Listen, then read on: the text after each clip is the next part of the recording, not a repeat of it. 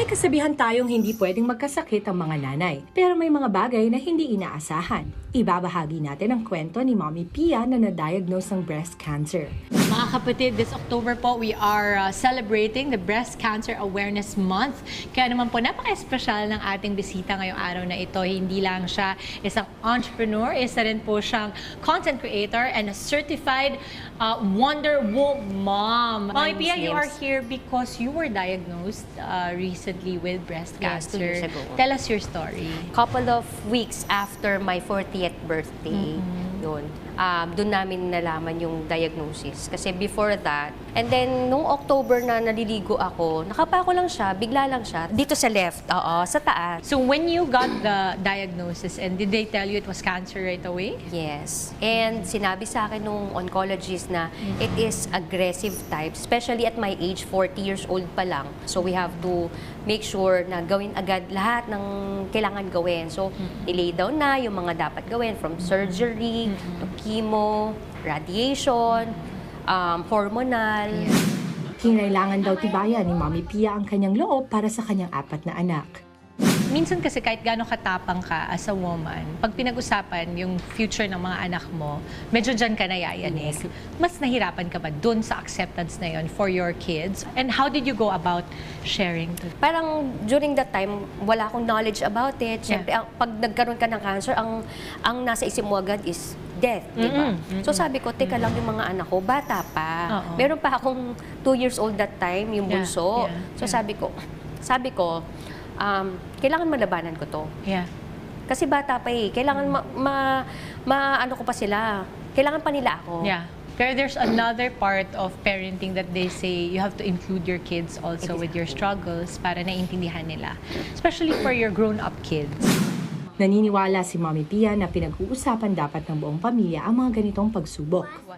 In-explain namin, ito yung diagnosis, ito yung pagdadaanan, ito yung mga treatment.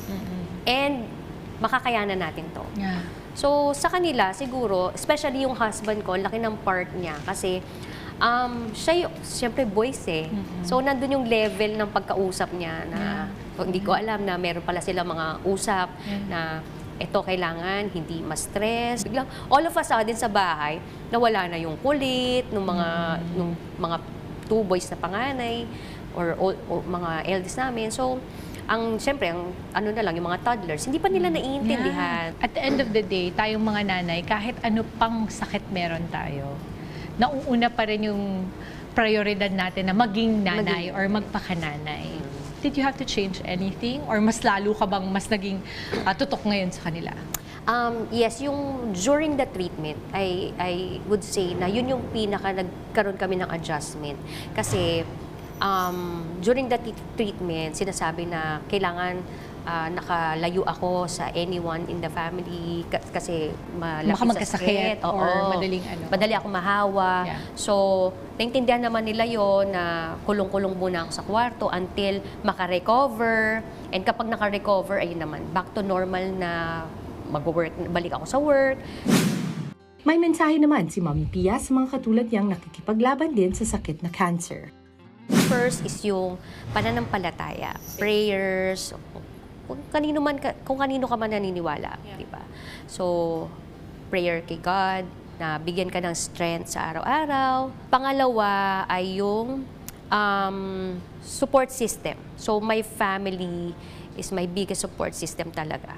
So, tinulungan nila ako in this journey. Pangatlo is yung finding the purpose in it. Siguro, yun na rin ang nag-lead sa akin dito to be able to share not only the journey, but also yung message na pwede pa natin mabigay isa-isa sa lahat ng tao. Kasi ako, big believer talaga ako na nothing happens by accident. By accident, correct. Everything is intentional, may purpose lahat to. Correct.